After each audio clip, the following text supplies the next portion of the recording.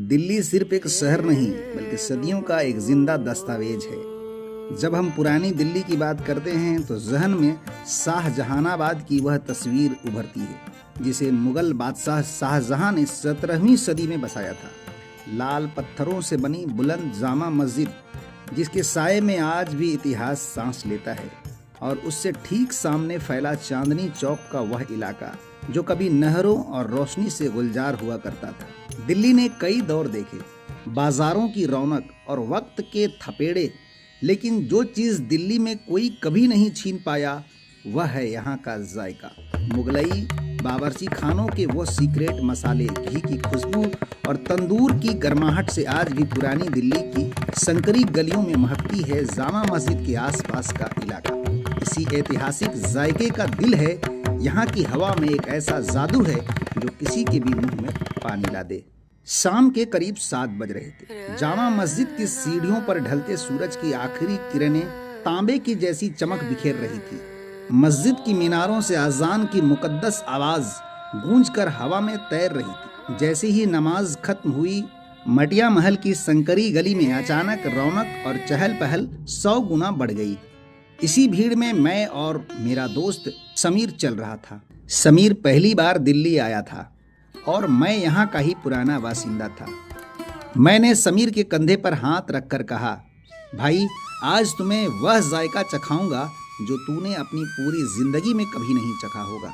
यहाँ की हर दुकान एक कहानी है। गली में कदम रखते ही सबसे पहले नाक से होकर सीधे दिल को छू जाने वाली खुशबू आई।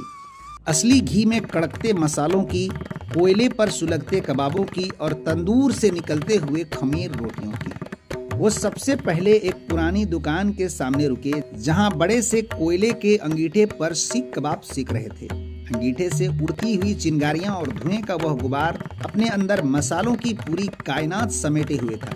दुकानदार ने लोहे की सीख से गरम गरम एकदम नर्म कबाब उतारे। कबाब इतने मुलायम थे कि छूते ही टूट रहे थे। जैसे ही मैंने समीर को कबाब का पहला टुकड़ा पुदीने और दही की तीखी चटपटी चटनी में डुबोकर मुंह में रखा, उसकी आंखें बंद हो गई। भाई यह कबाब है या मलाई? समीर के मुंह से सिर्फ इतना ही निकला। कबाब मुंह में जाते ही मक्खन की तरह घुल गया। मसालों का तीखापन, नींबू का खट्टा रस और कोयले की वह सौंधी खुशबू सीधे रूह में उतर गई।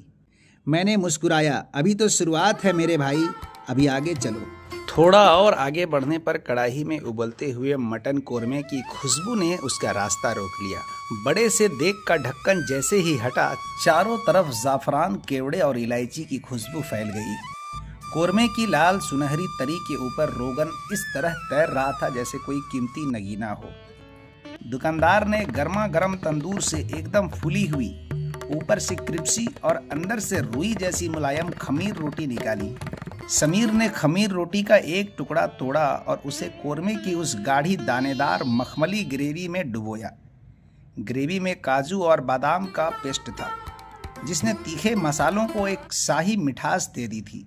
जब वह निवाला मुंह में गया तो मसालों का एक ऐसा धमाका हुआ कि समीर के मुंह में पानी का सैलाब आ गया। मटन का रेशा रेशा इतना पक चुका था कि चबाने की जरूरत ही नहीं पड़ रही थी।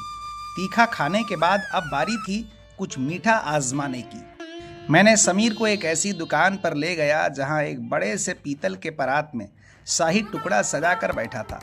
शुद्ध देसी घी में डीप फ्राई किए हुए ब्रेड के टुकड़े जो चाशनी में पूरी तरह डूबे थे और उनके ऊपर गाढ़ी मलाईदार रबड़ी की एक मोटी परत बिछी थी। उस पर कटे हुए पिस्ते, बादाम और चांदी का वर्क इतना खूबसूरत कि 4 चांद लगा रहा था। दुकानदार ने एक प्लेट में गर्मा गर्म शाही टुकड़ा निकाला और ऊपर से ठंडी ठंडी रबड़ी डाल दी। गर्म और ठंडे का यह मिलन अद्भुत था। समीर ने जैसे ही एक चम्मच उसके मुंह में डाला, घी, खोया और केसर की मिठास ने उसकी जबान को सराबोर कर दिया। मीठा इतना संतुलित था कि मन कर रहा था कि बस खाते ही जाओ। इस मीठे के बाद प्यास बुझाने के लिए वे पहुंचे मोहब्बत का शरबत वाले के पास।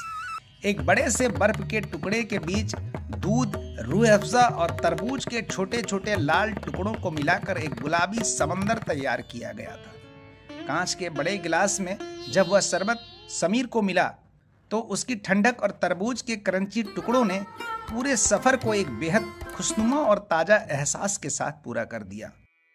रात के 11 बज चुके थे, लेकिन जामा मस्जिद के पास की रौनक कम होने का नाम नहीं ले रही थी। कड़ाही में समोसे छन रहे थे, कुल्हड़ वाली चाय की सौंधी महक आ रही थी और फिरनी की मिट्टी के बर्तन ठंडे होने के कतार में सजे थे।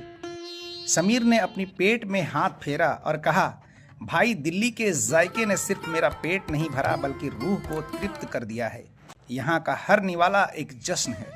जामा मस्जिद की सीढ़ियों से वापस आते हुए दोनों के दिलों में पुरानी दिल्ली के इतिहास का सम्मान और मुंह में यहाँ की बेमिसाल मसालों और यहाँ का जायका हमेशा हमेशा के लिए एक इतिहास बनकर दर्ज हो चुका था। और अगर आपको भी पुरानी दिल्ली के जायके में शामिल होना हो तो देर न करें और जल्द ही पहुंच जाइए पुरानी दिल्ली जामा मस्जिद के सामने और यहाँ के जायके का मज़ा लीजिए। चलिए, हमारा सफ़र खत्म हुआ। और अगर आपको वीडियो अच्छी लगे तो वीडियो को लाइक और शेयर ज़रूर कीजिएगा। अगर मेरे चैनल पर नए हैं तो चैनल को सब्सक्राइब ज़रूर कीजिएगा। मिलते हैं किसी और शहर में वहाँ के जायके के साथ।